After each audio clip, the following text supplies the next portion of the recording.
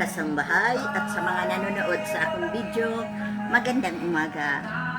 Muli, magluluto na naman ako ng pansit lang. Pero yung manok, inano ko na kanina pa para hindi masyadong mahaba yung video kasi kawawa yung yung taga video ko kasi nag-aral na may klase pa daw siya. Kaya inana ko na lang yung manok. At saka ito yung mga ingredients na natin. Siyempre yung pansit. At saka I'm using Chinese cabbage. Isineparate ko yung medyo matigas kasi ko to. Kasi at saka carrots, sili, at saka yung tinatawag na Baguio beans. At saka yung sibuyas na dahon. Ito yung Chinese cabbage na yung hindi matigas. Sineparate ko kasi idiretso ko halos sa pansit.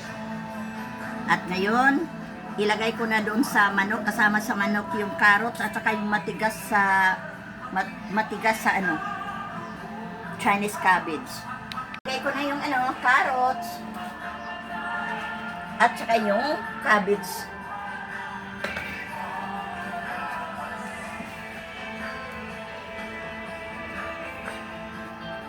At saka pati yung Baguio beans. Excuse.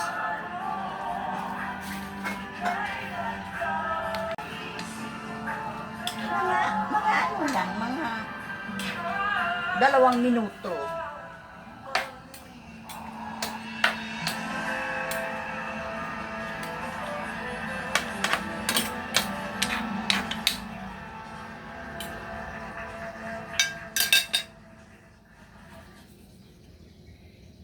Pa dito sa pansit.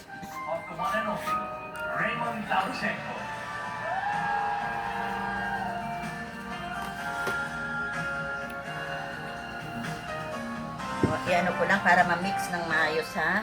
Total man ako.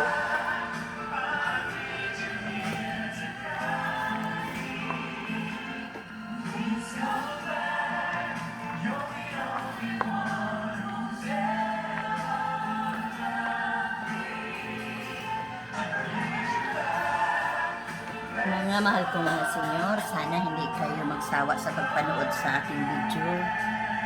Huwag naman sanang magsawa kayo para naman mag-grow yung channel ko. Parang tulong nyo na rin sa akin.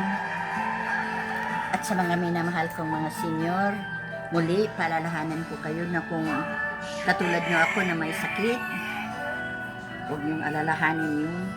Basta isipin lang natin, nakasama natin ang Panginoon. Umaling tayo na baka isang araw magising na lang tayo na pagpunta natin sa doktor, wala na tayong sakit. Lang natin palagi yung paniwala natin na andyan man palagi ang Panginoon. Hindi man tayo pinabayaan.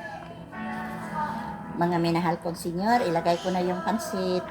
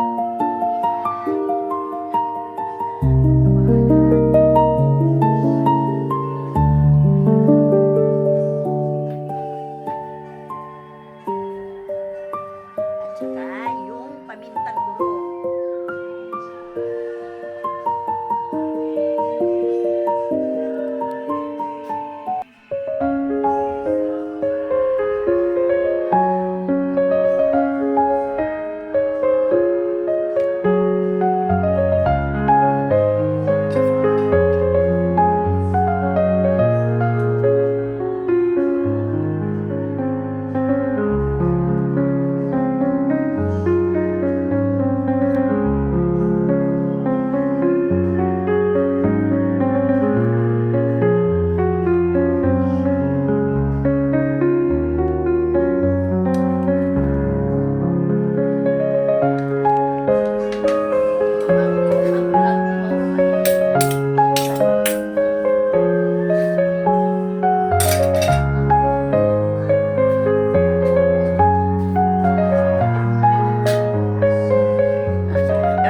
ko muna ng mga 1 minuto lang.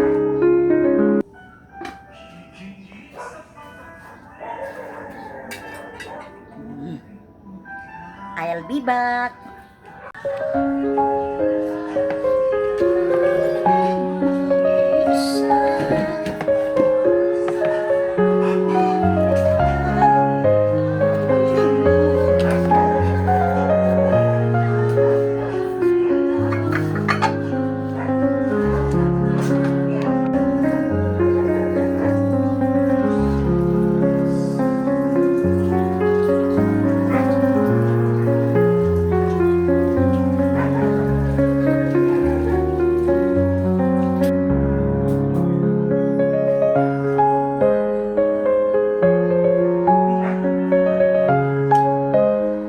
Mga minamahal, time to this.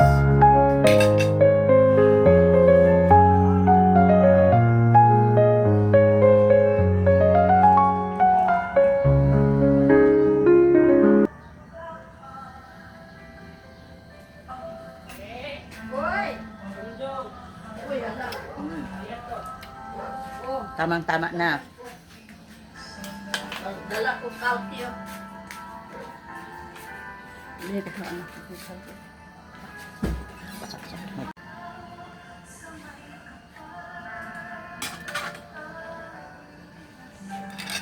Lemon. Ngayon, luto na yung niluto kong pansit. Mga minamahal kong mga senyor, maraming salamat sa pagpanonood. At saka, huwag nyo naman kalimutan na i-subscribe yung channel ko, mga kapitbahay, at saka mga nanonood sa aking video, at saka sa mga minamahal kong mga senyor. I love you all.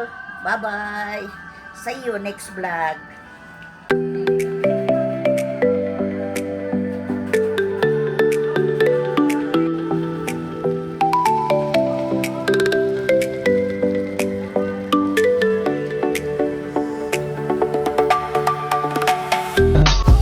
I just had to let you know you're